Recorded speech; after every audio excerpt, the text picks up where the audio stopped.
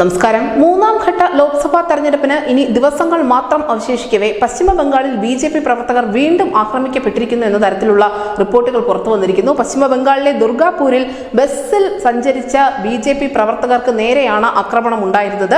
ഈ ആക്രമണത്തിന് പിന്നിൽ തൃണമൂൽ കോൺഗ്രസിന്റെ പ്രവർത്തകരാണ് എന്നാണ് പ്രാഥമിക അന്വേഷണത്തിൽ കണ്ടെത്തിയിരിക്കുന്നത്.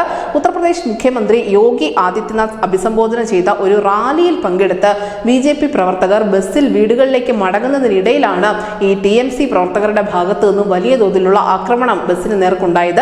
ബസ്സിന്റെ ചില്ല് എറിഞ്ഞ് ഉടയ്ക്കുകയും അതിനോടൊപ്പം തന്നെ ബസ്സിൽ കയറി ബി.ജെ.പി. പ്രവർത്തകരെ മർദ്ദിക്കുകയും ചെയ്യുന്ന സംഭവങ്ങളാണ് അരങ്ങേറിയിരിക്കുന്നത്.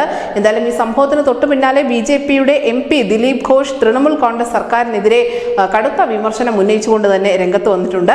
ഈ സംഭവത്തിന്റെ വീഡിയോ ദൃശ്യങ്ങളിൽ അക്രമികൾ ബസ്സിന്റെ ചില്ല് തകർക്കുന്നതും അതിനോടൊപ്പം തന്നെ നിരവധി ആളുകൾക്ക് പരിക്കേൽപ്പിക്കുന്നതും ഒക്കെ കാണാൻ സാധിക്കും. തൃണമൂൽ കോൺഗ്രസ് പ്രവർത്തകർ തങ്ങളുടെ ബസ്സിന് നേരെ ആക്രമണം നടത്തി എന്ന് തന്നെയാണ് ബി.ജെ.പി. പ്രവർത്തകർ ഒന്നടങ്കം പറയുന്നത്. ഈ ബസ്സിൽ നിരവധി ആളുകളാണ് ഉണ്ടായിരുന്നത്. അവർക്കൊക്കെയും സാരമായ രീതിയിൽ തന്നെ പരിക്കേറ്റിട്ടുമുണ്ട്. എന്തായാലും UP മുഖ്യമന്ത്രി ലോക്സഭാ തെരഞ്ഞെടുപ്പിന്റെ പ്രചരണത്തിന്റെ ഭാഗമായാണ് പശ്ചിമ ബംഗാളിലേക്ക് എത്തിയിരിക്കുന്നത്. ഇതിനു മുൻപ് പ്രധാനമന്ത്രി നരേന്ദ്രമോദി അടക്കമുള്ള ആളുകളും പശ്ചിമ ബംഗാളിൽ റാലികളും മറ്റും സംഘടിപ്പിച്ചിരുന്നു. ഇതിലൊക്കെയും തൃണമൂൽ കോൺഗ്രസിന്റെ നേതൃത്വം വളരെയധികം അസ്വസ്ഥരാണ് എന്ന് തന്നെയാണ് ഈ തുടരെയുണ്ടാവുന്ന ആക്രമണങ്ങൾ രാജ്യത്തിന് നൽകുന്ന സൂചന. ന്യൂസ് ഡെസ്ക് ന്യൂസിന്റെ മലയാളം.